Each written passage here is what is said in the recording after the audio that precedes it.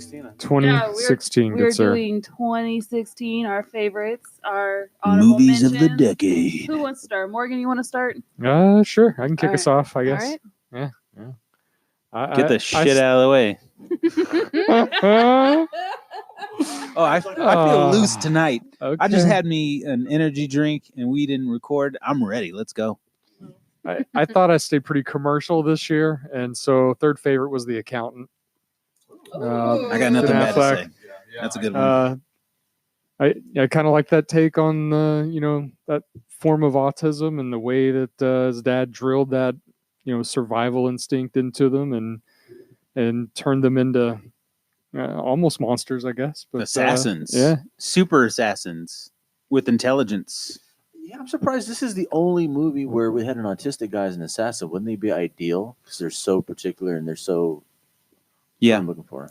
You know what I'm talking about. I think that's a gold mine of untapped potential there that you just tapped. How is that the only autistic assassin movie? It's so fucking good. Well, there's Mercury Rising, right? Where the kid's autistic and he's like the secret code breaker.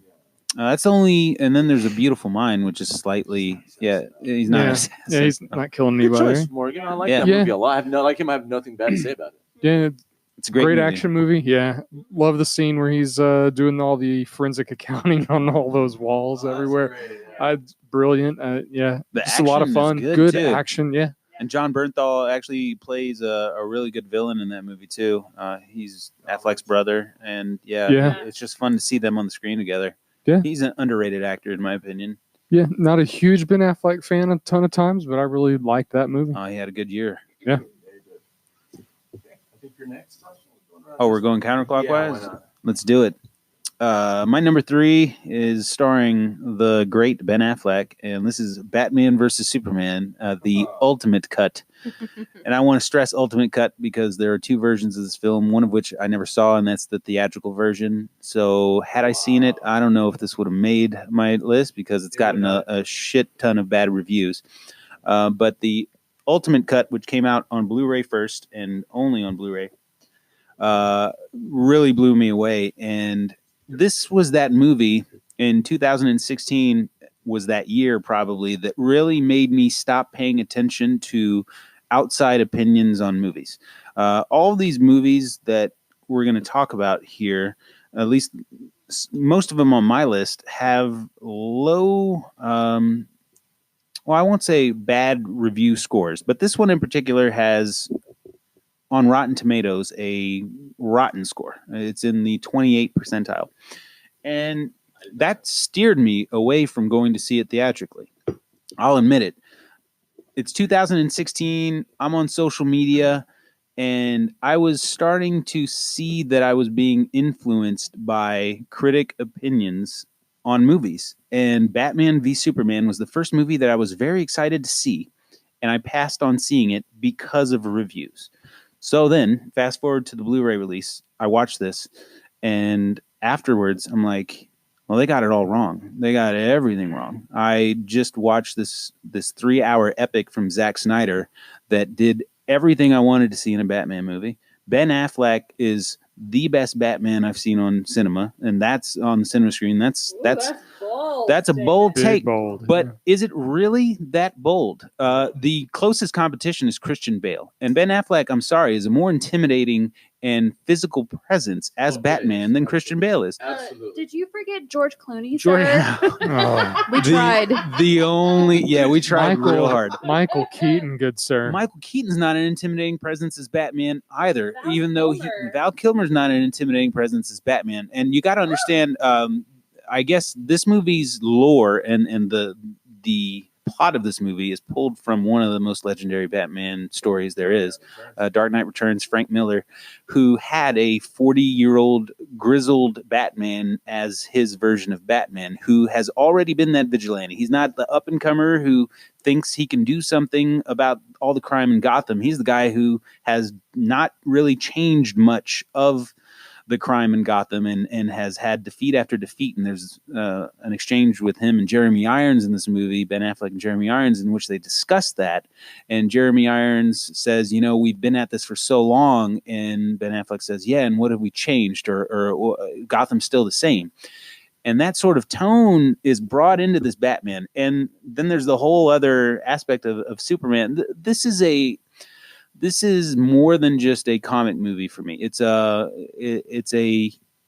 endeavor into just human emotions in a lot of ways. Not being able to see through the plan and the vision that you had, the goals that you had as a younger version of yourself. This is the struggle that this version of Batman has. And then when Superman comes along, that fight is reinvigorated almost. He sees this guy who's destroying the world around him, and the opening of this movie is phenomenal. It ties a little bit into, well, directly ties into the ending of Man of Steel.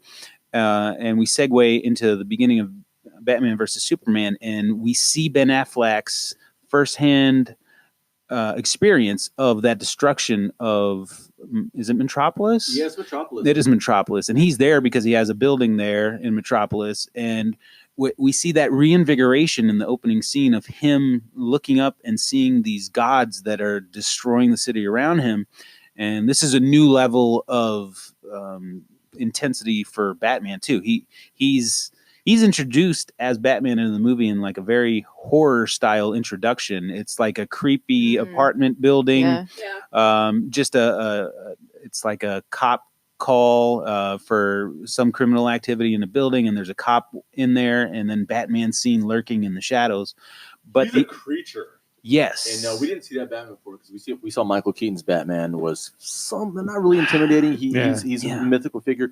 Ben Affleck's Batman is a creature. We understand why the criminals are fucking afraid of him. Mm-hmm. When the Asian girls in the beginning are like, that thing saved us, but it's still up there, and they're hiding behind the bar. Yeah. It's like, that's the Batman I've been fucking waiting for. And it's emphasized through more than just the visuals too.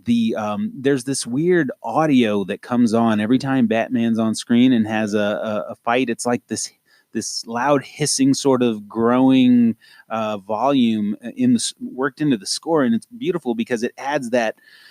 Like every Batman scene is so intense in this movie, and it's visceral and it's violent too. And this is what the 3-hour version is R-rated as well, compared to the PG-13 theatrical version.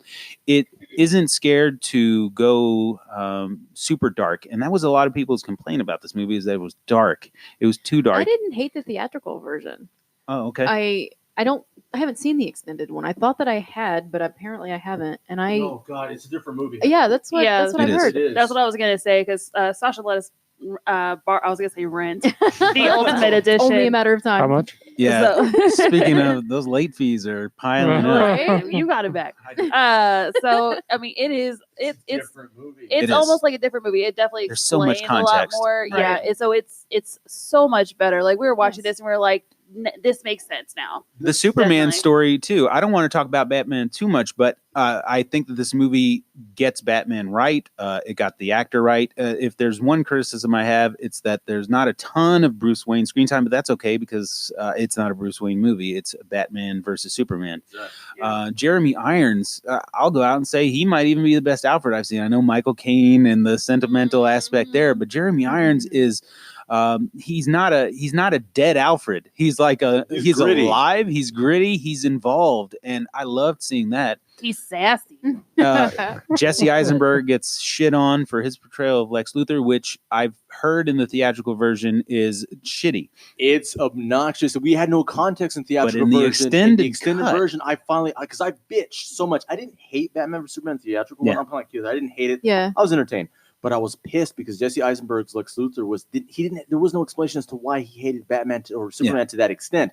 In the extended version, we get it. Yeah, we get his complex about gods and his own lack of power being compromised. Like, you have to watch the extended version. Heather. Yeah, this is one of Oh, those. for sure. This is one of those movies that I like to start conversations with people on this movie. Tell me everything you didn't like about it, and then I'll tell you. I'll give you my rebuttal as to why you're wrong on why you didn't like it. It's one of those movies you can do that with. And it's very interesting to deep dive. There's a scene in the extended cut, the Capitol building explosion, that is blamed on Superman, but was really Lex Luthor. And the added context of that scene is just phenomenal. We actually get to see drawn out reaction from Superman, and he's looking at all of the survivors that are on the outside of the building, and they're all dying, and they're paramedics, and he's looking around seeing 100 people that he can't help, 100 people that Superman cannot help, that he failed, and there's so many little moments of resonance in this movie that speak like that scene did to me, that really make the whole build up to the fight and the build up to the movie and the concept of how could Batman end up hating Superman and why would he hate him. It just makes a lot of sense seeing the extended version as to why he would feel that way, and also why Superman has the potential to go rogue and become that with the whole Lois inclusion. And the threat of her demise is what ends up being the thing that Batman has to prevent from happening, so that Superman doesn't side with the villain and not give a shit about Earth anymore, because the only thing making him care about Earth is apparently Lois, in the eyes of Batman at least. But that gets expounded on a little bit, and yeah, just a great movie all around. If I could, the first two spots are kind of locked dead in, but this could easily be interchanged over time. This is one of those movies that I think will, it's weird to say this about a $400 million blockbuster and it made a lot of money, but I feel this movie will gain interest and popularity over time, because we're going to work our way out of this Marvel phase and people are going to want a serious comic movie.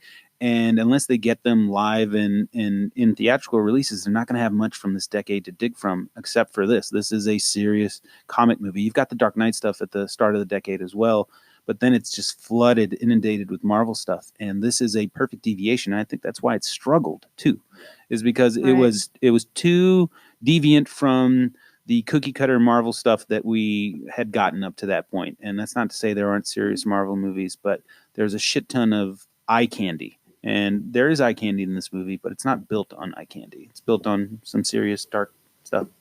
It's true. That's a great segue into my third choice, by the way, because it is a Marvel movie, but it is Deadpool. Really? Yeah. Nice. Oh, the first one? Yeah. Rated R. Yes.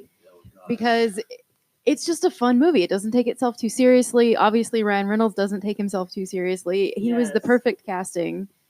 And it's fun. Like, from the moment the credits start, this is something different, because just the way that they're playing, this car crash is taking place, and his ass is like on the screen, like just all this, random shit. And it's just funny, like right from the right off the bat, and it's one of those movies that you can pick it up really anywhere in it and you'll want to sit and watch the rest of it.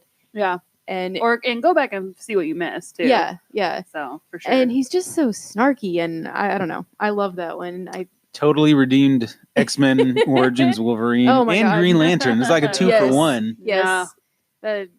Origins was just awful. But this was the Deadpool that we needed to see. Do you think that whole first scene coming out and this is what could have been if they would have done the Deadpool, like, do you think that was planted? Because it came out like a year before. Right. So probably. Yeah. I think whoever leaked it, thank you so much. Right? Because that's what we needed. Yes. Like, I was so mad at Origins because the whole thing is he's the merc with the mouth. And then they fucking cover his mouth. Yeah. And you take away everything that gave him any personality and gave him these stupid blade things. Awful. That movie makes me mad. It was Baraka from Mortal Kombat. Yeah, Baraka Pool is what everyone calls him. Yeah. He did not need those and things. He was just useless. And to this day, that casting of Ryan Reynolds in Origins Wolverine is just bewildering to me, because Ryan Reynolds was established as a comedic / action-y sort of actor who could carry a decent role by himself. Yeah. And so the deviation to turn Deadpool into that and stick Ryan Reynolds in that role just didn't but then add up you take everything away from what makes Ryan Reynolds Ryan Reynolds. Yeah. And you took away everything that made Deadpool. Exactly. You turned him into a physical actor. Or it's like the person basically that wrote that version of Deadpool had no idea what Deadpool was. No, not at all. Absolutely not. But then the actual Deadpool movie is so much better. Well, he fixed Origins and 2, right? And Green Lantern. Yes, he did. So good choice. I didn't realize it came out in 2016, man. Yeah, was a busy year. Yeah. All right. What's your pick, honey? Very different from what we've seen so far. My third choice for the year is Moonlight. Does anyone? third? Yeah, that's my third choice for the year. Do people even know what that is? I'm looking around this table going, I don't know if I've seen Moonlight. Moonlight is Skipped Moonlight is. I haven't seen it, but I know about it. 2017 Best Picture. Yeah. It did win Best Picture. Did it win? Yeah, it won. Oh, that was one that people got confused at the Oscars because they cocked it up and said another movie. Cocked it up. They did. Yeah, they did. It's my third choice of the year. It's such a sad good movie. For people that don't know what it is or need to remember, it is about a guy who's struggling with realizing that he is gay, but it specifically addresses this within the Black community. Mm-hmm. There's Mahershala Ali. I love him. He's fucking amazing in this movie. He plays a a Cubano mentor of this kid. Nice. But one thing I liked about it is because there's over the past couple decades, there's been movies that have addressed, I don't want to say homosexuality, but basically homophobia. But it's usually in the white communities. There hasn't been a movie that had the balls to do it within certain minority communities. This movie did, and it was unapologetic, and it was raw, and it was sad. And the one thing I loved about it is it didn't seem too contrived. It wasn't one of those movies where too often whenever there's a gay movie, it's either really, really, really hard to the left where it's like the Birdcage, where it's all camp and fun and games, or it's the opposite, and where it's like it's the most depressing fucking movie you've ever seen in your life is what they're trying to go for. This movie wasn't. I thought, I had sad moments, but it just felt really honest. Not a moment it felt contrived. Not a moment felt fake. I was entertained throughout the whole thing. I saw it with Maggs. He's pretty open-minded, but I had my guy friend say, yeah, it was a good movie, but it was some cringy fucking moments in it. So, I understand why. If you grew up and you didn't have a lot of gay people in your family, me being Hispanic, there's always a handful of the really flamboyant, loud ones. But, that's why I really liked this movie. It was honest. It didn't seem contrived. It was sad where it needed to be. It had a good, solid, I wouldn't say happy ending, but a very hopeful ending that I thought was a message to a lot of young people who probably were struggling with the sexuality of any community. But, it was just a damn good movie. I had no problem with it winning Best Picture. A lot of people say, just won it because of certain kind of tokenisms. But I don't think so. I think it was well deserved. But it's not my number 2 or 1, but it is my number 3 of the year. Good. All right. Your turn. All right. My number 3 is, I know one that Sasha wants to talk about, is Arrival, starring Amy Adams, Jeremy Renner. That was better How than do you know I want to talk about this? Because it's your favorite director. It's my guy. And you mentioned him in his 2 other movies. I think, was Prisoners your number 1 choice for the previous year? Not previous. 2014. I think it was either 1 or 2. Yeah. Yeah. So, he's the director of Sicario, Prisoners, Dennis. Denny Villeneuve. Don't call him Dennis. I'm sorry. It's a French Canadian. Come on. I'm so sorry to the French Canadian Dennis community. Villanueva? That's what we say. That's what I would say. That's it exactly. It's funny. Anyways, he's a great director. Everybody in it is so good. And it's one of those movies that you kind of really have to think about the overall ending of it. And I really like movies that challenge me. Because we were watching it, and like the kind of realization of how it's about, aliens come down and they're trying to communicate with us, and they bring Amy Adams who's a linguist. Is that what they're called? Yeah, she's a professor in linguistics. There we go. So, and they're trying to figure out how to communicate and how they communicate. And whenever she figures that out, it is like a fucking mind blown. It's a code. Yeah, it starts off as a code. Crazy. And it's so good. I think about it all the time. Like, I'll see the cover, and the whole movie comes back to me, and I'm just like, I just need to watch it again. Just it's really a cool movie. Yeah, it is. It is. I don't know. I think Amy Adams doesn't get enough recognition for the work that she does. And she didn't that year. She was Lois Lane, and she was Chick in the Arrival. Yeah. So Jeremy Renner, Forrest Whitaker. So really good cast. Really, yeah. Jeremy Renner doesn't get a lot of hype for his more dramatic roles, but he was good in this movie too. It's definitely the Amy Adams show, though. This one, absolutely. Yeah. This is all her, and she is absolutely perfect in it. And the story is perfect. The execution of it is really good. It's a 4-star movie. It's one of those it's movies so that good. treats the audience with respect, as structurally, even though it throws a couple curveballs at us. They're believable curveballs. Cinematography, the score in that movie is so good. Yeah, cinematography though is breathtaking. breathtaking. Yep. Yes, Miguel. Yeah. Like it's just a movie that you have to see. I really don't want to talk about it too much because I don't want to give anything away. Well, even the like designs, the creature designs are really Yeah, they're different. orthopods. Yeah, I haven't seen it. The orthopods. good. Man. You would. Morgan, I have it. Do you want to borrow it? You would like it's a smart alien movie. It You know why I really haven't? is. You know why I haven't seen it, right? Why haven't It you hasn't seen been on any movie channels. Oh, that's why. Of course Oh not. my lord. That's why you haven't seen it. Yes. So Hell okay, of a movie. don't worry. You don't have to wait for a movie channel, Morgan. I can let you borrow it. Okay. So it's great. That's my number 3 choice. My other 2 choices is just because. Well, I mean, we'll get to them. Yeah. So, but I mean, the only reason why it's number 3 is because these other 2 movies I was just completely blown away by.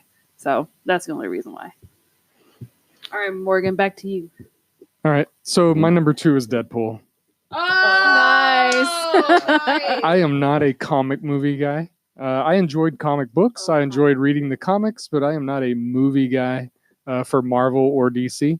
So I really was reluctant to watch this in the first place. But man, I gotta say, I loved this movie. It's so fun. It works Ryan as a standalone Reynolds, too. I like the way he talks, the way he's snarky. He does that in other movies too, like Waiting and all that stuff. yeah. But I like that way he does humor, self-deprecating, or Defecating would be different. He probably does that I think too. Deadpool Yeah. does some of that. He Yeah. mentions it at some point in the yeah, movie. he does. Yeah. But yeah, that I probably one of the only Marvel or movies that you'll ever hear me talk about as really liking. Directed by Tim Miller, who I want to say shit the bed recently with a movie. I just can't think what it was. We all have our hits and misses. Hold on. Yeah, you got to look this one up because he was coming off of Deadpool. Hopes were so high for him. Yeah. And there's something he's done recently or is upcoming that I'm just not as thrilled about. But Terminator? Dark yes, Fate? there it is. Yeah. Yep. Terminator Dark Fate is in the hands of Tim Miller, who made Deadpool 1, obviously. And so I don't know what to think of that because it's an inherited franchise. And, you know, he did pretty well with the lore of Deadpool and with the transference of that character on the big screen. So I don't know. It's going to be hard to redeem Terminator for the last couple of duds that have come out. I kind of like Salvation, but we'll see. Yeah, we'll see. My number 2 is Arrival, directed by Denis Villeneuve. Denis Villeneuve. Denis Villeneuve. Yeah, anytime Denis it's Villeneuve. D-E-N, Villeneuve. Because here in the U.S., one N, we think we're smart it's Denis. for saying it like a Hispanic. It's Denis Denis Villeneuve. Yeah, Which no. is bullshit. No. This is Well, where you need some hockey in your life. I'm going to start with Then you'll understand. Just started Denis. back up, okay? I'm going to start with him, and Maggie alluded to this already, but what a decade for this guy. I mean, just laid his foot down and established himself as a big-time player in cinema. We're not even done with him yet, because in 2017, he rears his head around again.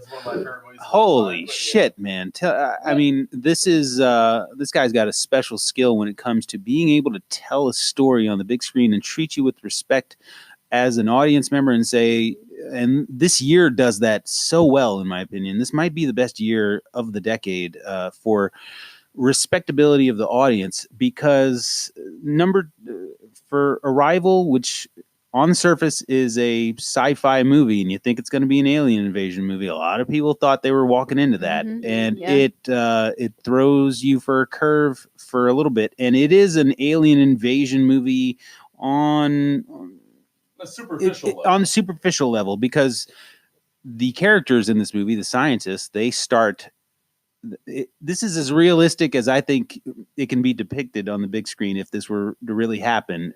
It catches everyone off guard. Everybody's glued to the TV. Yeah. And then a special team of specialists, go figure, are introduced into going to communicate with these orthopods.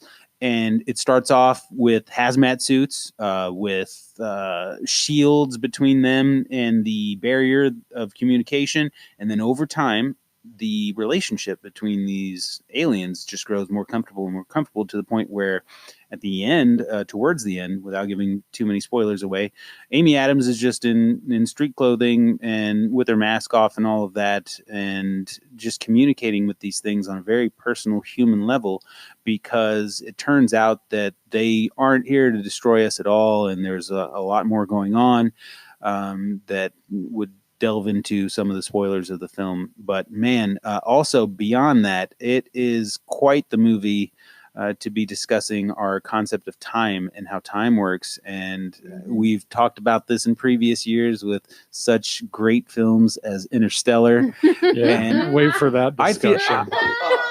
I feel like Denis Villeneuve got a little bit of inspiration from Interstellar, actually, with this one, because the crux of the time element in this movie is about being able to take ownership and accountability in the present for what may come in the future, without giving too much away.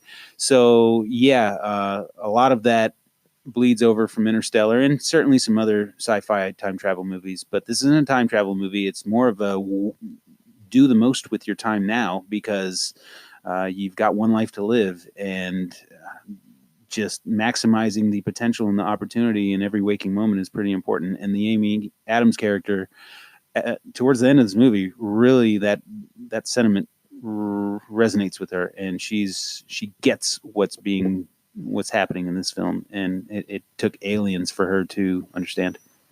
Well, the air is different. All right, It Heather, is. what is your 2016? So my Number second two choice pick. for 2016 is The Nice Guys. God damn it, Heather. You beat him to the punch. It was almost my number one choice, actually. Which one was Nice Guys? It is Ryan Gosling and Russell Crowe. Russell Crowe. Oh, I did. 1970s Yes. detective-ish movie. I It don't is like- so good. So funny. I Yeah. heard it's amazing. I don't like Russell Crowe, so I skipped it. But everyone's like, "What the fuck is wrong with you? You need to check it Yeah, out." it's he's a little great. different in this than he is in other stuff. And yeah. Ryan Gosling totally plays against type, because Yeah. he's not the pretty boy, like everything goes his way. It's kind of the polar opposite. He gets his ass kicked in this movie, and it is so fucking funny. Just beginning to end, it's Worth so it. great. Yeah, it's worth watching. I wrote it down. Okay. No, you've never seen it either. No. Really? We skipped it because neither of us are big fans of Russell Well, Crowe. I don't even It's- remember hearing about this movie. Yeah, and I'm actually reading the book right now, which is funny because it's based on the screenplay, so it actually came out after the movie, so it's pretty much in line with the movie. So you can't really compare them because it's the exact same story, but it's just reminding me how much I loved it. And Ryan Gosling has a daughter in the movie, and she just steals the show. She's so awesome. She's the brains behind the operation. She is. Yeah. She's the adult in that relationship, basically, and he's just this hapless. Like, they're both private investigators, and Well, well, isn't Russell Crowe's more he's- of a tough guy? Like, he's taking money from like a high school kid to protect Yeah, or go beat somebody up, true. right? but they end up investigating two parts of the same case, essentially, and Yeah. it brings them together, and it. Which has to do with the death of a porn star, right? Yes, yes, Mhm. This takes Misty place Mountains, in- 1970s Yes. LA. So or it's the whatever. 70s. Yeah. Oh, Yes. that's awesome. and it's a really fun movie, and I don't know, they both play kind of different characters. Russell Crowe is a little more like he is in other things. He's kind of, the tough guy and the muscle, whatever, but I don't know, it's really good, and it actually has some good heart to it, I think. Yeah, too. Definitely. But it's a great story, and it's just really entertaining. And I'm sorry, Morgan. That's okay. That was my number one movie It of the was year. I very really, nearly mine. really enjoyed it. Yeah, Yeah. Well, you get to talk about it again in Right? about 8 Woohoo. minutes. that's okay. What is your number 2 choice, Miguel? My number 2 choice is Hell and High Water, which I'm not Dang, sure. what a hell of a choice. Good movie. Oh, glad. So everyone's seen it. Hell of Yeah. a choice. God, I love this. It was movie. tough not putting it on this list for me. I remember we were we had rented it, and I was really excited for it because I fucking love everyone in it. You know, We were talking about Ben Foster. Ben Foster's most underrated actor, I think, of my generation. And come on, the old man's in this movie too. Yeah. You know, how can you not love him? Vintage Jeff Bridges. Yeah, man. Jeff Bridges is also one of my favorite actors of all time. You know, so I looked at the cast. I like Chris Pine too. You know, he gets typecast as a pretty boy a lot of the time, or the love interest for Wonder Woman. You know, Yeah. that kind of thing. But no, he does such a good job in this movie. There is no wink link in the acting. The story is really great. The ending is oh man, God, that back and forth between the old man shootout. Yeah, well, after the Oh, you after mean the after the shootout. shootout. on the Yeah, porch? On the porch. Ah, yeah. I remember, Okay. I thought to myself, God, I don't. They don't make movies like this anymore. Dialogue driven. That type of dialogue Yeah. driven back and forth. That's so believable. You know, we used to see that. You know, as the very last scene of the movie. We hadn't seen it in a while. We saw it this way, and they just freaking kill it. You know, for those who don't know what it's about bank robbers in West Texas. I already have a bias because I'm from West Texas. I don't remember what year it takes place in. I think it's kind of timeless. It's recent though. It's because they have cell phones, but there's a lot of old style and clothing and like I don't know. There's some lingo there. I'm basing It's it sort of off the timeless. cars and the sort of the buildings and the clothing of the bank. It's kind of like it employees. seems like 2000s. It seems early 2000s. It's early 2000s. Yeah. But there's aspects of it that maybe the reason I feel it's timeless is because it feels like an old kind of storytelling. Oh yeah. That we don't get anymore in contemporary movies. But I just really loved every minute of this movie. I remember we had rented it. And I had wanted to see it for a while, and I was drinking when I was watching it, and I actually felt like I wanted to sober up so I can enjoy it more. And I was so glad I did because of the third act. The movie helped me sober up. Yeah. You know, I was so brought into it, and yeah, it's actually one of my favorite movies of the decade. So it has an important place at number 2 for me, quite comfortably. I haven't seen it. Oh damn! I can't wait for you and Jeff to watch. It's a it. good one. This was a good year. This was a good Pretty year. good year. Yeah. Chris Pine. I'm really surprised I missed it. Yeah. Facts. What the hell, Heather? This, I don't know. this is how you learn, Heather. This is one of those movies that you're gonna love because of Chris Pine's involvement and some other stuff. If you're a Jeff Bridges fan, it's hard not to like this movie too because he's so good at it. man. Yeah, and this movie like really flew under the radar, and I think it was nominated for Best Picture, which I was I wasn't shocked. Yeah. I wasn't shocked that it was in there because it was so good, but I was shocked that it was Notoriety getting- wise, Yeah, yes. notoriety for sure. So, well, my number 2 pick is going to be Midnight Special. Every time I So mention that good. movie, Fuck you, Maggie. so people every time I mention Midnight Special, they're just like, "Oh, porn." Yeah. No, What's that no. again? Midnight Special. It's another movie that kind of flew under the radar.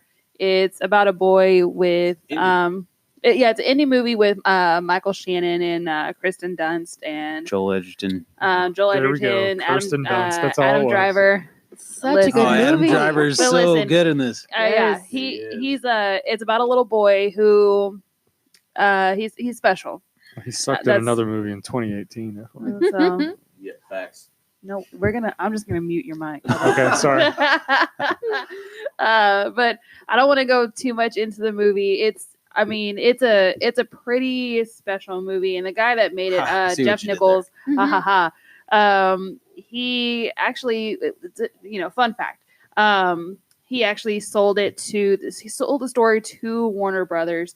It's I've seen technically an indie movie, but not really because it was made by a big production company. Warner Brothers picked it up. basically. Yes, Warner Brothers picked it up, but the director said that he wanted to have final say, and he was worried about going to a big production company to distribute this movie and help make it and stuff. But Makes sense. Warner Brothers, let him have final editing, final say and everything, and it absolutely paid off. Like this movie, it's so nice to also see Michael Shannon that is not a villain in a movie and to play like that loving father role.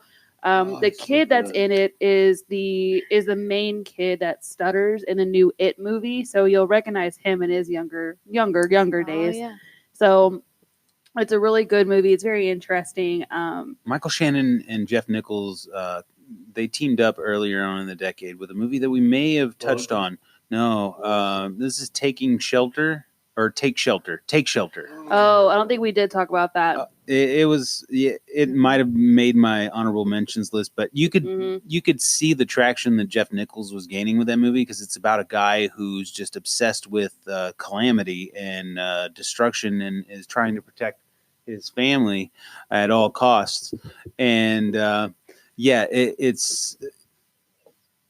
it it bleeds into Michael Shannon's character in Midnight Special a little, because right off the jump, within about 10 to 15 minutes of this movie, it gets real serious, and you're like, whoa, quick. what the hell why is this kid so important? And you're not introduced to the whole concept of what they're running with. But it's basically an outlaw movie for the entirety of it. Yeah. And it's awesome. It reminds me a little of an old school movie with Kevin Costner and Clint Eastwood called A Perfect World. You remember that movie? Yes. Okay. Where Kevin Costner inadvertently kidnaps, he's an escaped convict, right? And he kidnaps a kid and he takes him on a cross-country I think that's trip, through and he's chased Texas by even. Clint Eastwood. And it's through Texas. It's very loosely similar to that because it's half outlaw movie, half sci-fi adventure, and the sci-fi elements of this movie are just phenomenal. It's dope. But it might show up on someone else's list, so maybe we can get to that later. Yeah, but Perhaps. I mean, it's a good father-son movie, and just to give you a little bit of insight, because saying this isn't going to give anything away. It opens up, and the kid is in with a religious group. I'll just say he's in a religious group, and he is considered the god of this religion group. So he feeds them scripture, literally, and sort of creates their canon for their faith, which. Interesting to see in a film when the kid's 8 years old, but you understand why as the movie develops. Exactly. So it's a really good movie, and it didn't get a wide release at all. And I think we only saw it because we saw a trailer for it on another indie, probably on Hell or High Water or something like that, and we watched it just on a whim, and we were just absolutely surprised by how much we liked this movie. Yeah, same. So has everybody seen it, right? I have seen it. Yep. Yeah. What is your opinion, Morgan? Do you remember this movie at all? I do. I didn't remember it at first, but then as you guys started talking, the ending is what stuck out to me. Actually, is that a good or a bad thing? That's a good thing. Okay, good. Okay, good. Yeah, that's what I'm really good thing. That's what I'm going to dive into here. I was waiting for the. No, this one was surprising. The first time I watched it, I actually came in like 20 minutes into the movie, so I was a little confused as to some of the elements. So I had to go back and rewatch it. But yeah. I like this one. There's nothing negative to say about this one. So you came in, was enjoyed it enough to go back and watch the first 20 minutes. Anytime a movie does that, it's good. Well, you know, any indication. Like 5 minutes in, I'm like, okay, I missed something, but I'm not stopping. I want to see this. Where this goes. I want to see this out because sometimes it'll do that, and then you'll get kind of to the end, and then you go, yeah, I don't need to watch the first 20 minutes. But no, this one I had to go back and rewatch. Yeah. All right. Cool. Yeah, that's my number 2 pick. Nice. Well, Heather already talked about my number 1 pick. That's okay. The Nice Guys. No, I'm just kidding. No, it's a great movie. I don't know that we can really say a ton more about it. I mean, I did like all the 70s hairstyles, cars, all of the porn aspect of it.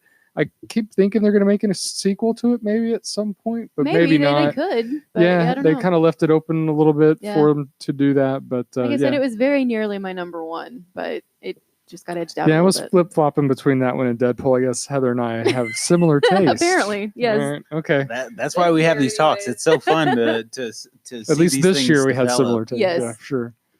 All right, let's go, Sasha. Number 1 is Midnight Special. Hey. This movie, I've recently watched it for a 3rd time. I want to say. I'll start with the acting chops.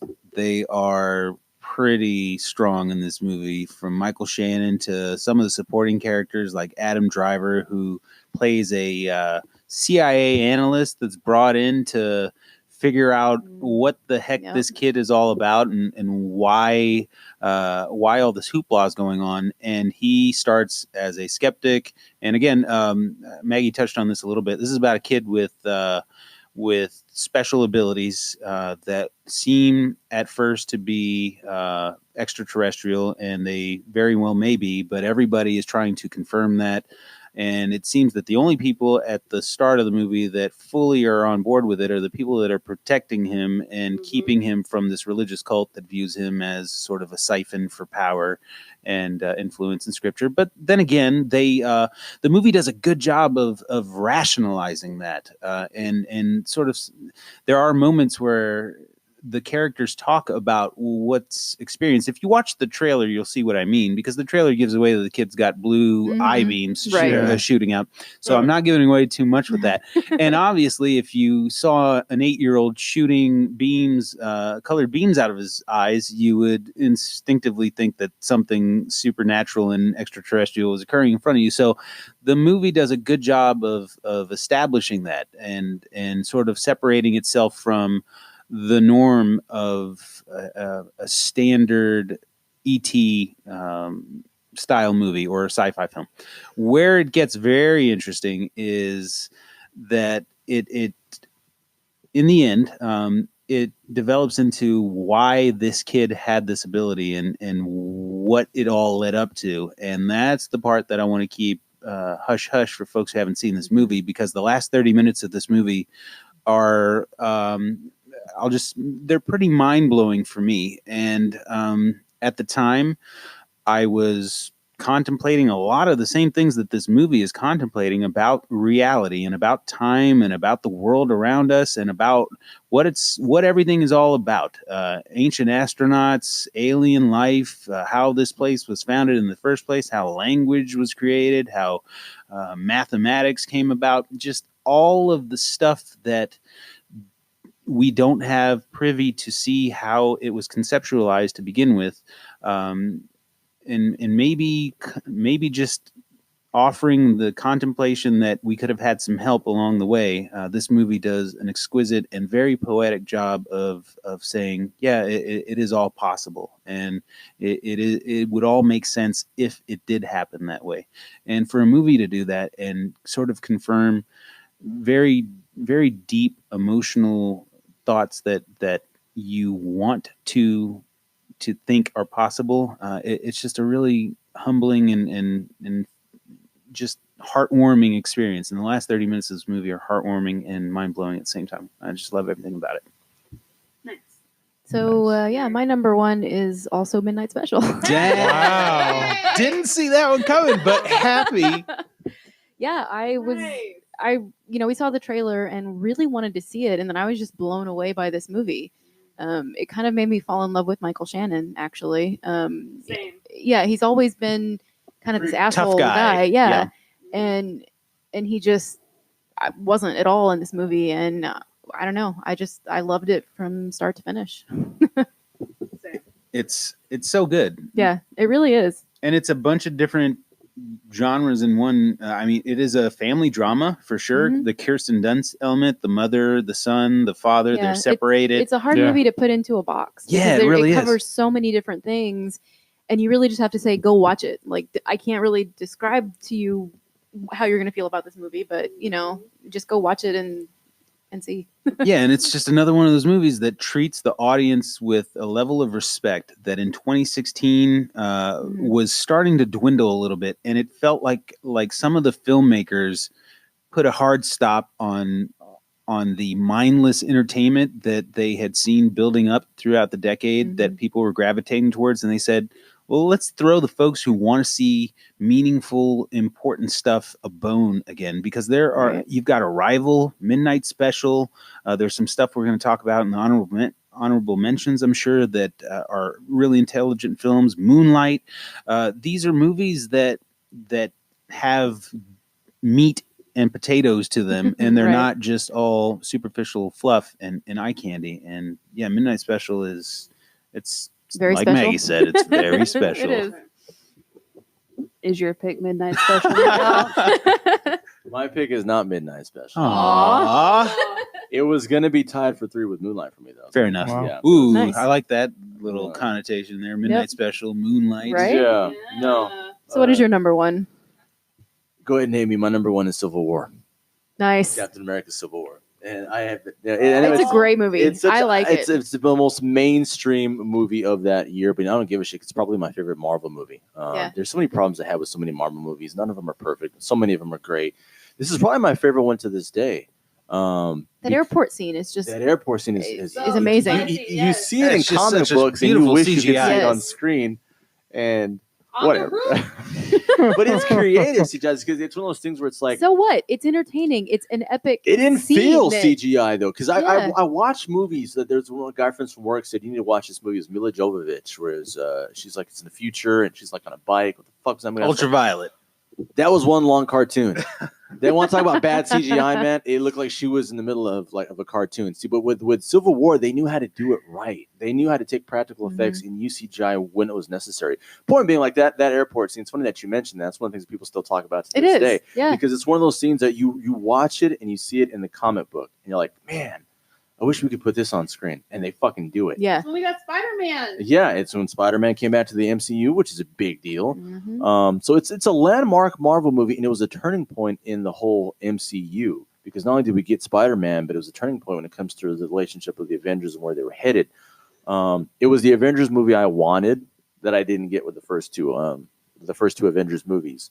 Yeah, I can empathize with that statement. And it's funny because it's Yeah. not an Avengers movie. It's technically a Captain America But movie. it feels more like the Avengers movie than the Then Avengers movie. Age of It really Ultron was. or the first Yeah. one. It was. It's the unofficial Avengers movie. It's really the first is. Russo It is. brothers Avengers movie It too. really is. Yeah. I mean, they freaking killed it. The Russo brothers, they did Winter Soldier. They was did their Winter starting Soldier point. was Yeah. a starting point. Man, was that something to springboard Yeah. off of because they killed it. Winter Soldier was a great Yep. movie too. Which was a Captain America movie. that one was. This was a Captain America movie. Civil War was the unofficial side Avengers movie. It made my honorable mentions for sure. Yeah, I didn't write it down, but it should be here. Yeah. I mean, it's all around. It's a good, solid movie. It was everything I ever wanted out of a comic book movie. Out of a Marvel comic. Out of a Marvel comic book movie since I was a little kid. Yeah. Because I remember when I was younger, I read Civil War. Yeah. And I was like, they're never going to make this onto the big screen. There's too many characters. There's too much story. It's too long. And they pulled it off. Is it the same one from the comic books? Absolutely not. They had to change some things for practicality reasons. If they made the damn Civil War from the actual comic book, it would be a 4-hour movie. Mhm. So they knew, the Russo brothers they knew how to take from the source material and balance it out into a 2.5-hour movie that worked. It's not a perfect movie. They did ruin one of my favorite villains, and too often that's one thing that the MCU does is they take some of our favorite villains in terms and they turn them into stepping stones. Yeah. They disrespected Ultron in that aspect. He deserved more. Zemo, Baron Zemo. Yeah. He becomes a supporting character. He's just almost. some kid who wanted revenge. In the comic books, he's an important fascist, scary character. I hear he's the main villain in the Winter Soldier Falcon series as well. He's making a reemergence in that series. Maybe he'll be closer to what he was in the comic book, more of a Perhaps. monster. But this Baron Zemo is just a family guy who wanted revenge, so they Yeah. kind of ruined that character. They did the same thing with the Mandarin, and they tried to fix it in the after credits. Oh, the real Mandarin's coming. Well, Yeah. you just fucked us for 2 hours because we thought that we had the real Mandarin. You could have, but you true. didn't. Was the introduction of Black Panther was Winter Soldier, wasn't it? It was Civil It War. was Civil War. It was Civil War. The because- big highway sequence. Exactly, and that's whenever Black Panther's father gets killed, which is why Yes. he even has any interest. So in another Bucky. springboard for a franchise. Another yeah. springboard for a Mhm. franchise. So we got Yeah. Civil War served as a springboard for Spider-Man, for Black Panther, Mhm. and again, it was a turning point in the MCU. It's probably my favorite Marvel movie, so yeah, I had to give it my number one. All right. I know it's very mainstream, enough. very pop, but Yeah. I fucking had to go It's with a good choice though. Yeah. We went from Moonlight to Civil War. At this point, if Heather likes it, I would probably like it, even though I'm not a big Marvel fan. Yeah. That's true. Heather does seem like your synchronicity. What's your? My number one pick is La La Land. Oh, here you go. Somebody I had to knew do it. it. Yes, you know what? Because I love the story because spoiler alert. I'm just gonna say I love that the characters don't end up together at the end. That's So it was The love I'm that glad can I don't never have to see be. it now. yes, the love that can never be. The most They tired couldn't- storyline of Listen, ever. They couldn't be together in order to achieve their goals. Together, they couldn't have achieved I them. know. And So it's He's a Adjustment vampire. Bureau. She's a human. shut I get up. it. No, this isn't Twilight, Morgan. It's So Adjustment Bureau. no, maybe. I'm sorry. They do, and they defy the odds, and they end up together. But musicals don't defy odds. Listen, I love that it's a It's musical. the musical part that kept me away. Standards, though, But- by their standards, most mainstream Oh, audiences listen, made them change the story. Damien Yeah. Chazelle Chazelle. I hope I'm pronouncing that right. Is Damien Chazelle? Oh Lord, here No, we he's go. not French. He's besides Villeneuve. Oh, I'm gonna just say it you've wrong. learned nothing in the last Nothing at hour. all. He's one of my favorite directors. So I love La La Land. He's off to a good start. I love how the movie starts off really bright and everything is, all the music is really cheery and there's a lot more music in the first half of the movie because they're just developing this relationship. Everything's new, so everything is bright. There's a lot of dancing. There's just, and Emma Stone's character is really snarky with Ryan Gosling's character because the first time they met, he straight up like ignored her. Walk past? He walked right past her in that piano bar whenever she walked in. He should. And had enough of you. He's way better looking than she is. But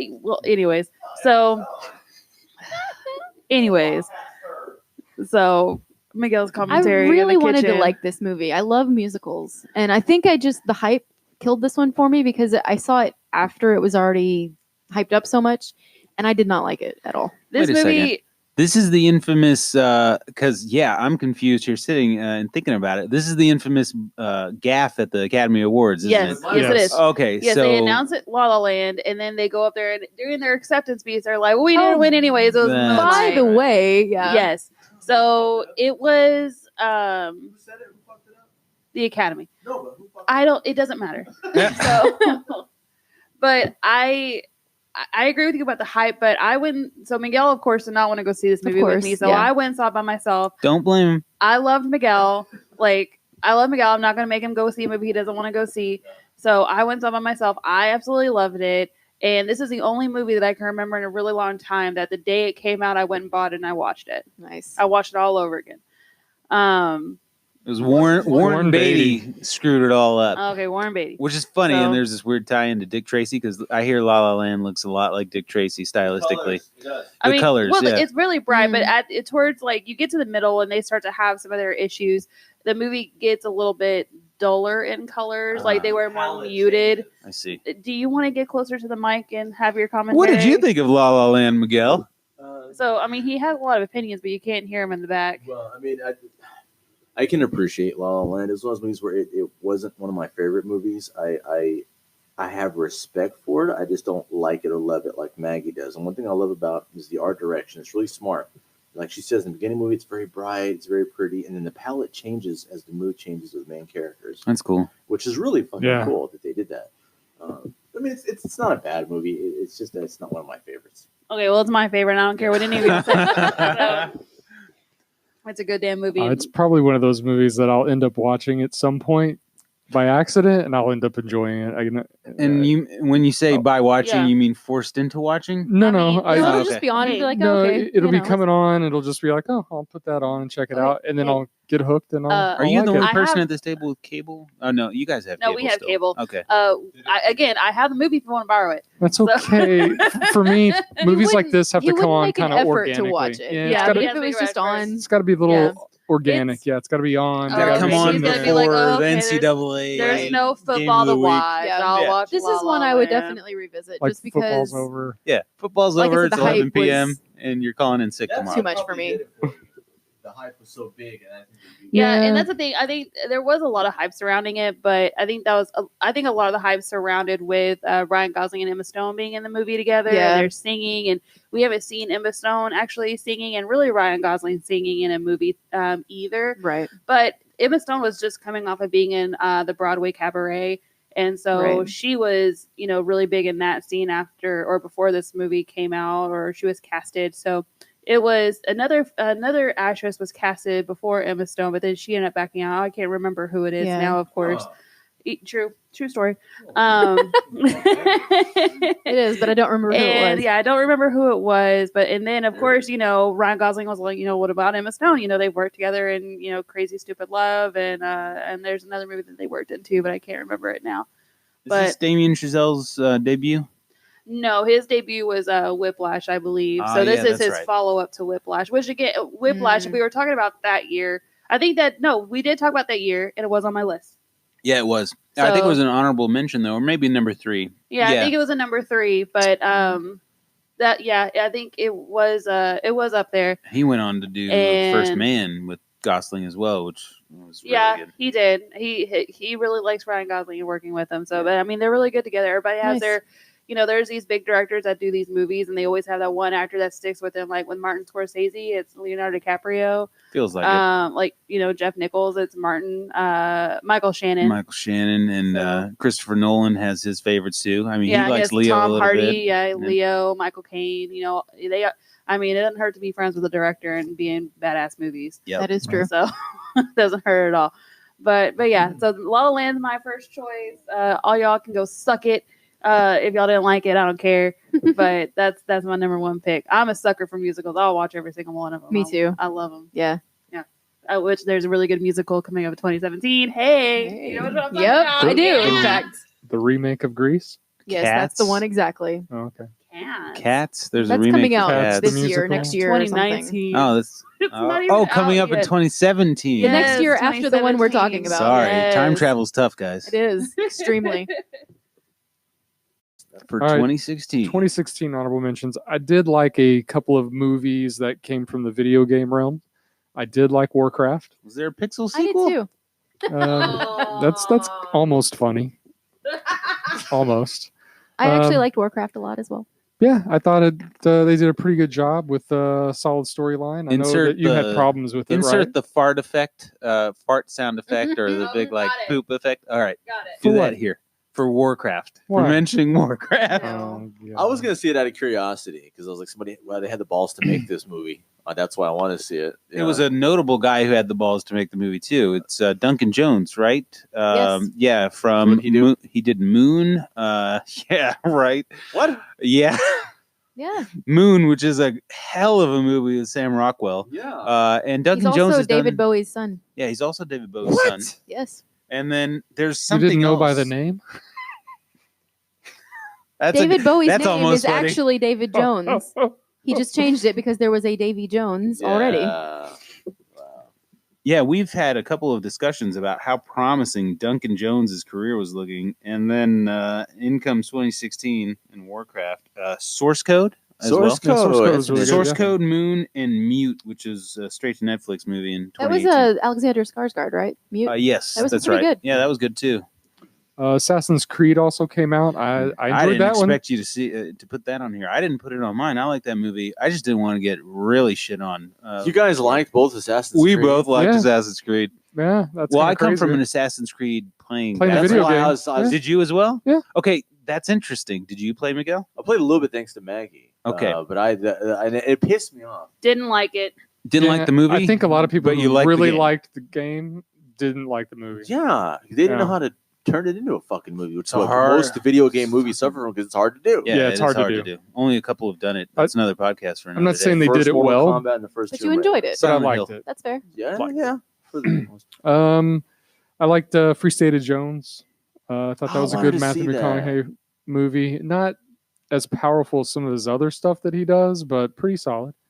Anybody else see that Free State of Jones? No, not yet. Solid. We wanted to see it. We wanted to. We just kept pushing it up. It's in my voodoo library.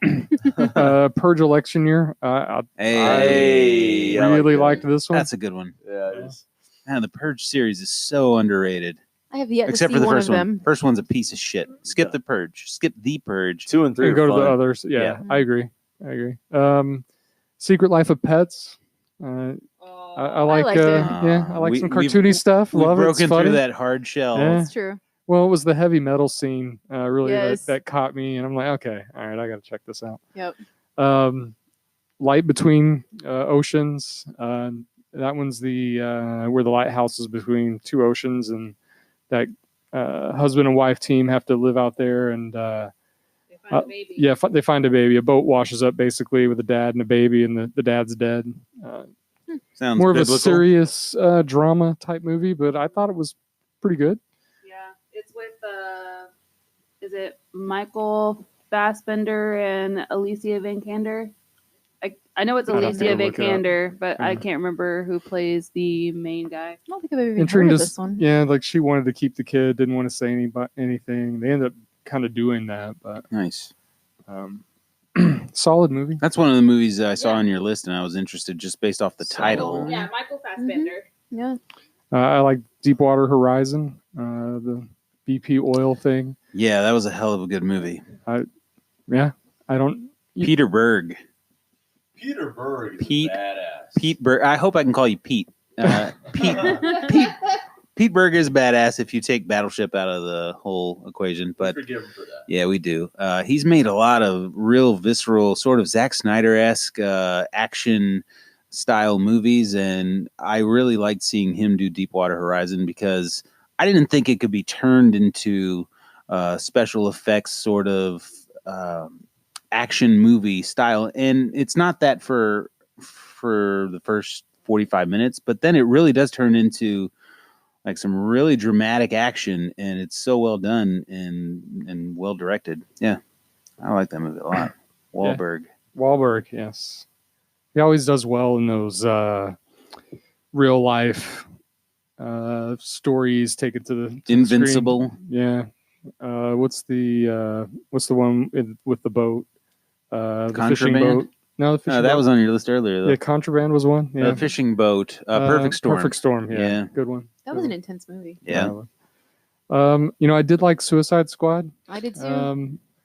On the fence, I've yet to see it for a second time and make my final decision. I didn't mind it the first time. Again, I don't follow the comic book movies very, very well, but that one was all right. I liked it. It's on my honorable mention list. Yeah, Suicide Squad. We have a couple of just one repulsed reaction. Maggie, do you want to speak into the mic as to why you didn't like Suicide Squad? No, because I don't want to give it any more attention it doesn't deserve.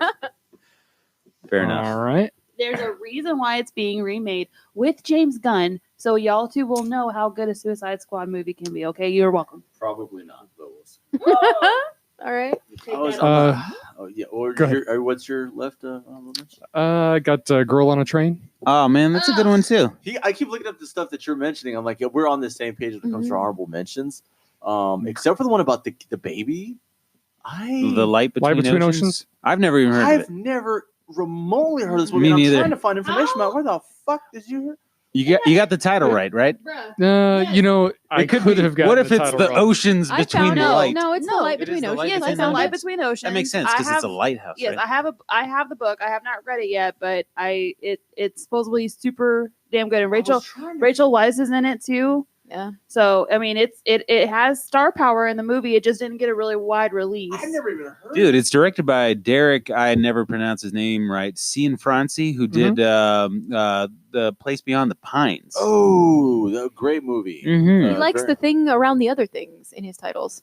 Yeah. Yeah. My mind's blown now, Heather. Yes. Can't stop. Good job. Let's look at the rest of this guy's filmography. He's probably sticking to that script too. That's funny. Oh my god. Anyway, yeah, he had the chops to put out that movie, so it can't be that bad. No, it sounds really interesting. I was trying to find information. It's a pure drama. I mean, it's definitely not something maybe someone would look at me and go, "Hey, Morgan will like this movie," but I did. I liked it. Did you like his other one, The Place Beyond the Pines? Did you see that one?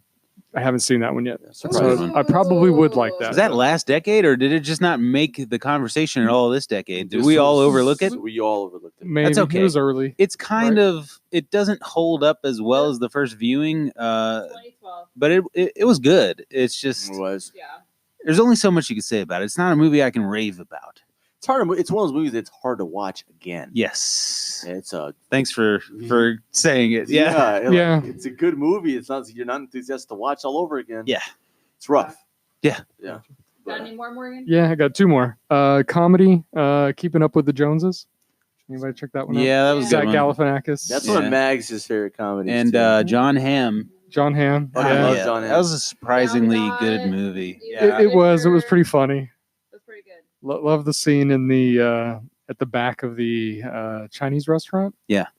Was it Chinese? It's Oriental food of some sort. Yes, They cut the Oriental head with off. the snake. Yeah, they cut the head off the cobra. Oh, of a great guy. scene. I think that was one of those movies that was better than it deserved to be. Yeah. Yeah. Because I saw that trailer, I'm like, oh, this looks silly. It was I'm a gonna skip smart this shit. comedy version of Mr. and Mrs. Smith. Yeah, Yeah. It was. I liked it better because it knew not to take it so too seriously. And it also had the Yeah. polar opposites involved with the Galifianakis comedy bit and all Yeah. that. Yeah. It was well put together. and then Rogue One would be the last one. There we go. Yeah, it's on my list too. It was a good one. Yeah, probably, arguably the best Star Wars movie of the decade. No, Ever. no. Nah, I wouldn't go that far, Maggie. It's the second best of the decade. We're not on the Make Everyone Angry podcast. Yeah. Just Star Wars fan. Yeah. You guys are awesome. Anybody who did have Rogue One on their list. Yeah, absolutely. Everybody did. I think. It should be. Everybody had it. Yeah, I think everybody. It's on everyone's list. Yeah, that's a solid honorable mentions list, man. Oh, I thought it was a good Oh, year for fuckload. movies. Yeah, 2017 is good too. 2016 But 2016 was 2016 was good. pretty good. Yeah, I started going through them all, and I'm like, man, I like that movie. I like that movie. Well, I'm going to be able to cruise through mine because Cool. you've hit on a lot of them. Good. There are a couple that weren't mentioned. Zootopia was my favorite animated movie. yeah, it's on mine. Yeah, I just love that movie. Yeah. It's like a noir animated kids So movie, smart. and it is It- super that too, smart. Yeah, I can turn it on without any kids in the room and enjoy every second of it, and it's Wow. funny. See, we were talking earlier about our favorite cop movie. I think Zootopia. Zootopia. is Zootopia. right? Maybe so, yeah. That's not a bad one. I've also got The Accountant, which made your top 3 list as an Yeah. honourable mention. I've got 10 Cloverfield Lane Yes. on here, Yeah, I which did look is that a up. psychological. It's on my list too. It's on my list. It's a hell of a psychological thriller. John Goodman is just stellar in that movie. All right. I don't want to anger anyone at this table because a couple Marvel movies showed up on their top 3. I think the best Marvel movie of the year wasn't even mentioned, and that was Doctor Strange. This came out in Ooh. 2016 as well. I like this was a hell of a year for Marvel, man. Yeah. Yeah. Doc Strange. They had Civil War, and they had Deadpool as well. Not Yeah. MCU, but certainly Marvel. So yeah, I love Doctor Strange. That was a character I always contemplated growing up as a kid. Like, will I ever see a movie of this? How can they do it? And of course, the advent of CGI, special effects, and all that. It's easy to do now, and I think we're all looking forward to the next Doctor Strange movie as well. Into the not into the multiverse, but Multiverse of Madness, something like that. It's going to be the first, they say, MCU horror movie. Yeah, that's going to That's be good. very interesting, and I think good old Mr. Cumberbatch can pull that off because he's the Yes. perfect casting of Doctor Strange. And I love him. there's just a lot of them. It does start off a little slow. Obviously, you got to get through the origin story when you're introducing a new character, and Doctor Strange's origin story isn't as interesting as everyone else's. It's very similar to the Batman Begins style of introducing Bruce Wayne's character and physical ailments and that whole segue in the League of Shadows. Anyway, I don't want to get off topic, but it is a little slower of a build up than most Marvel movies. But when it gets going, it's really good and really captivating and fun sci-fi stuff. Yeah, it is Doctor Strange and the Multiverse of Madness. That's it. Yeah, hell of a subtitle. May 7th, 2021. Dang. Oh, Lord. Or it's right around the corner, and we'll have a new president by then too. Hey. Hey, don't want to make anybody mad out there, but it's going to happen. Anyways, two more movies I want to talk about because everything else has been talked about. Hell or High Water was on my list of honorable mentions, and it could have easily been tied for number 3 with Batman v Superman, the director's cut.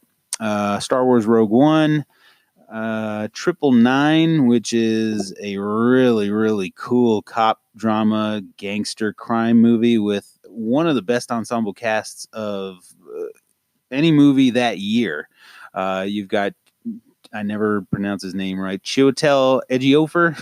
Oh yeah, I can't ever get it right, It's but I so love tough. him. Yeah. He's the lead, and you've got the Norman Reedus, the guy from Walking Dead, who plays why can't I think of his character's name? Daryl on Walking Dead. You've got Casey Affleck, who arguably has the acting chops in the family, the superior drama chops, perhaps.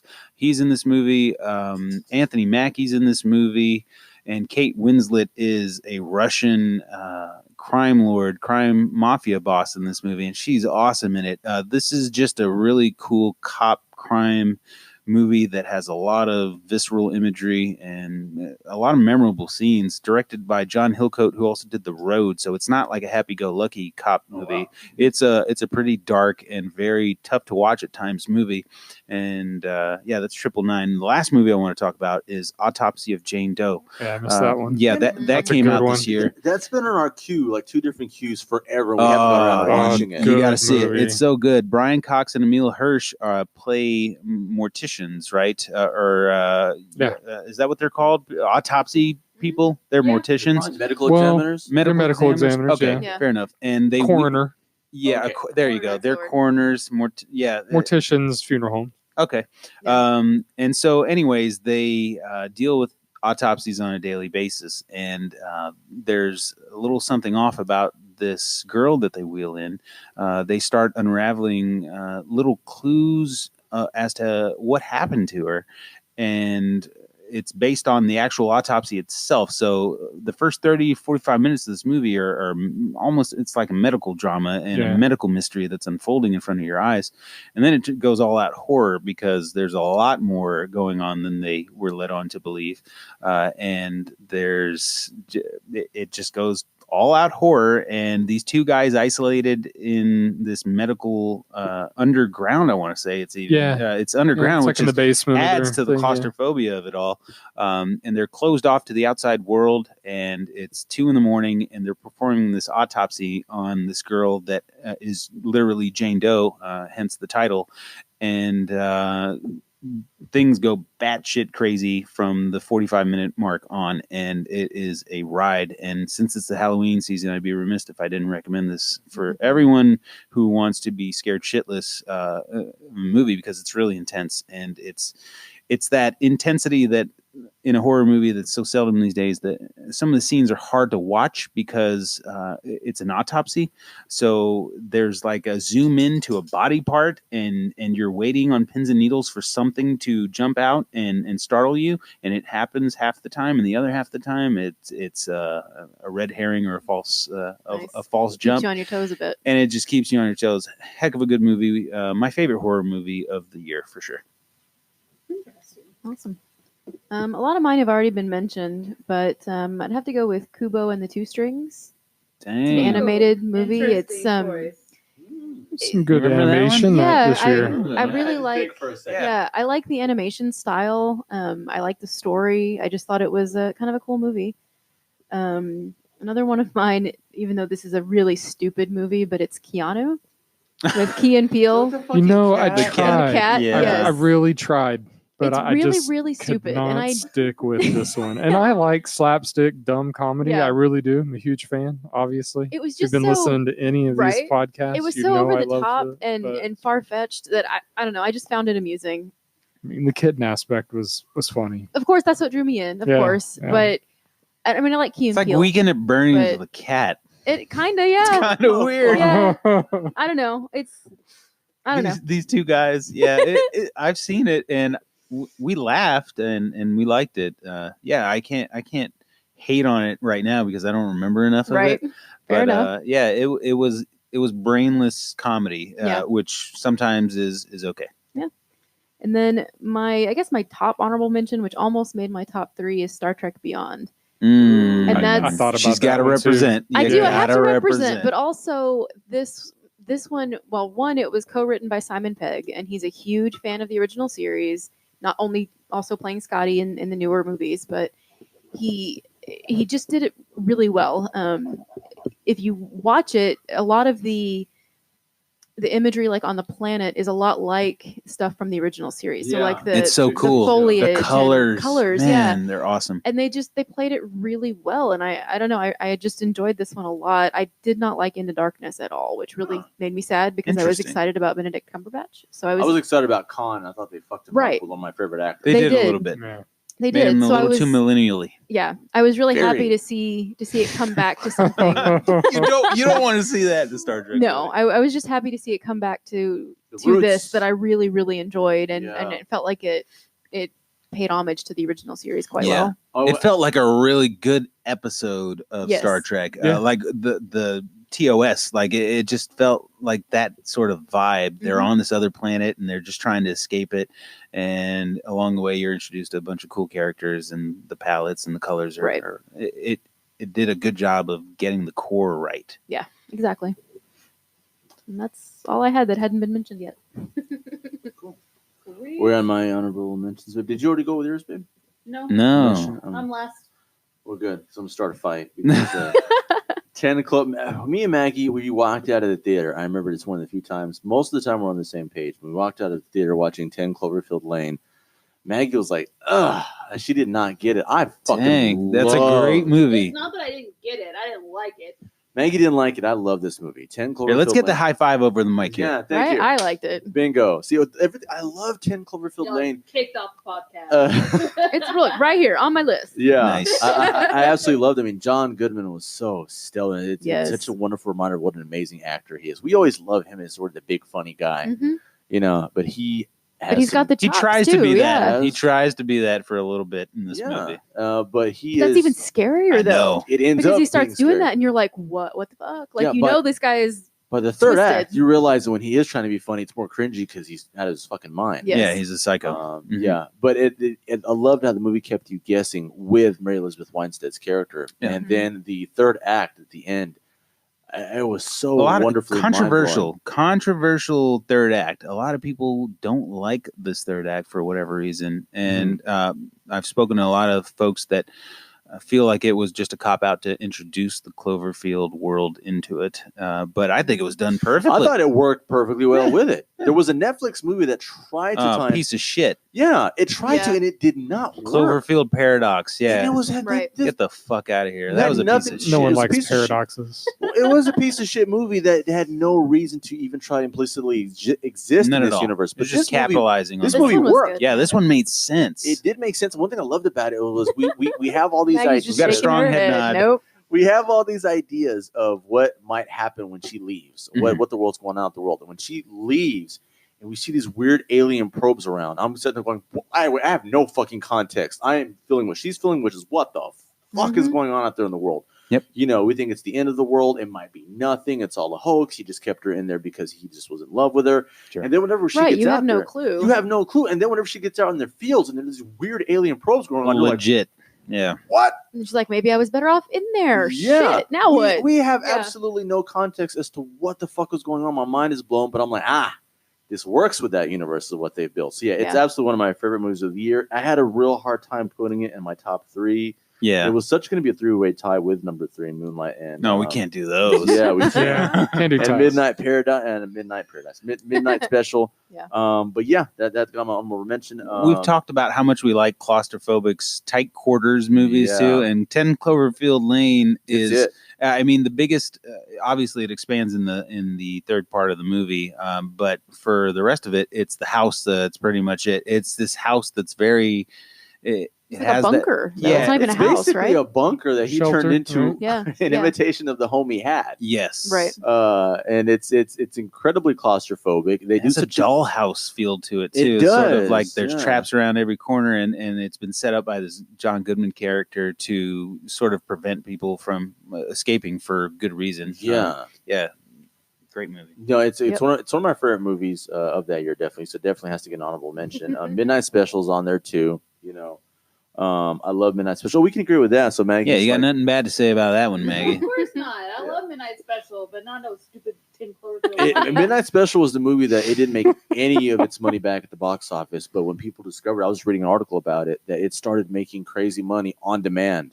And at video stores and on rentals and at Redbox, it's a cult follow. It's gotten a cult following. It's one of those movies that to this day I hear people say, "Have you seen it?" It's only 3 years old, and it's got a cult following. Yeah, so that bodes well for where it goes from here, because this is a movie that kids we don't know yet, but when they're 13, 14, 15 in the future in the 2020s, and they want to look at a really good sci-fi movie from this decade, it's going to be one of the few options they're going to have, along with maybe Arrival and some other stuff that we'll talk about, I'm sure, or Interstellar. Yeah, Interstellar. Sure.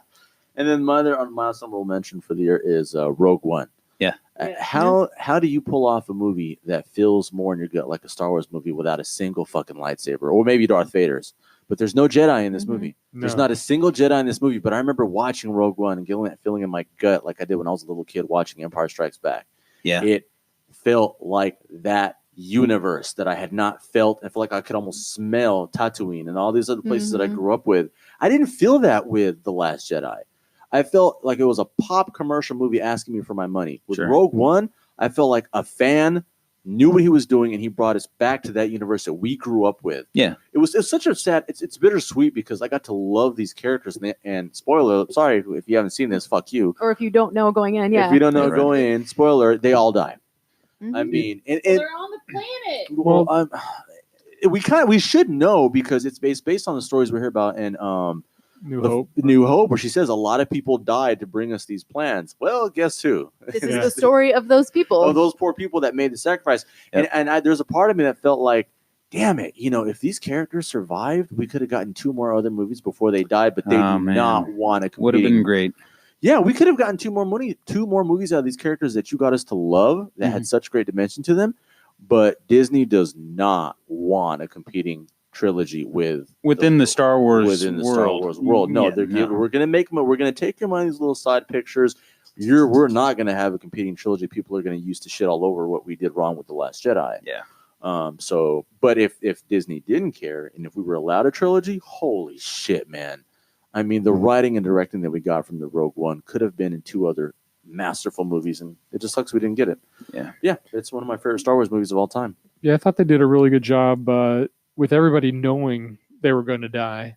I should have. Yeah. You should. Yeah. Hurt more. Yeah, I mean, I knew. I had a feeling, but I was like, maybe one of them will survive. Maybe one of them. Oh, fuck. And it's like, no. That had to be difficult to do to try to draw people in, build out the characters, and then kill them off. And you kind of knew it was going to happen. And so I was a little happy. I was happy, especially after the first remake bullshit.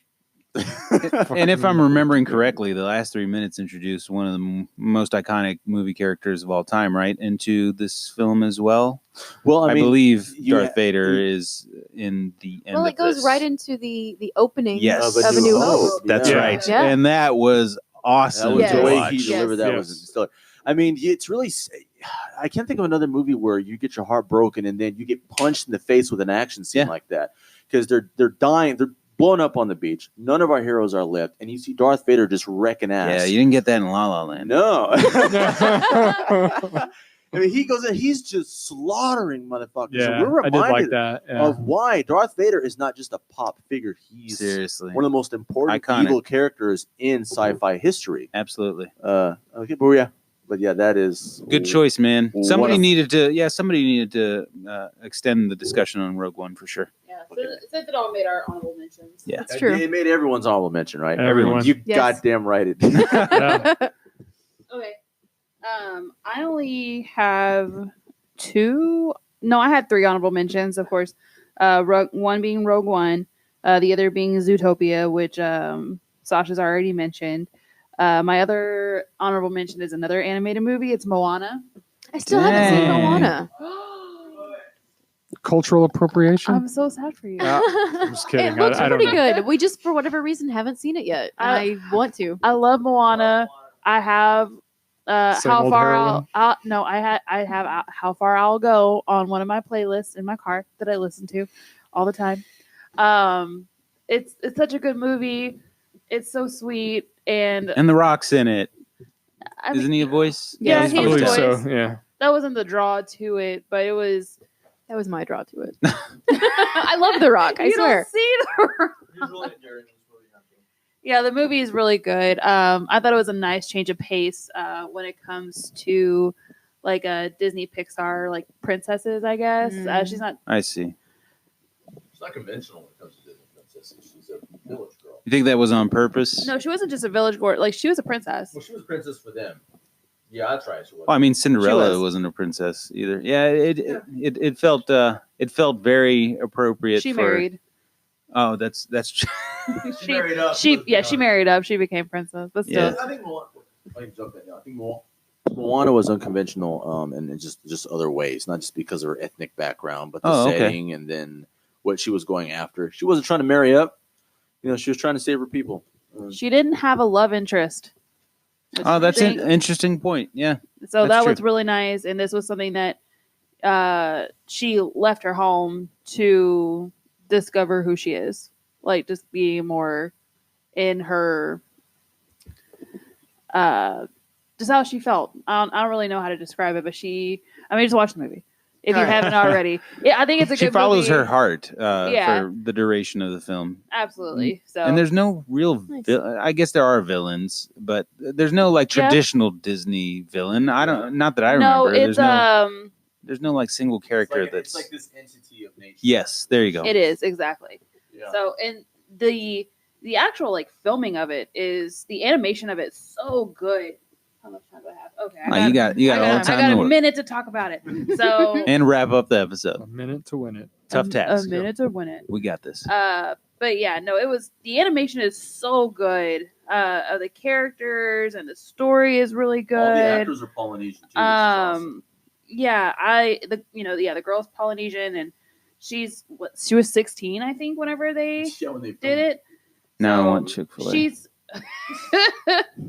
but it's a really good animated movie. But it's right up there with Zootopia on my favorite animated movie list. It's so. good year for animated movies too. Sure. Yep, for sure. Definitely. Yeah, and Marvel.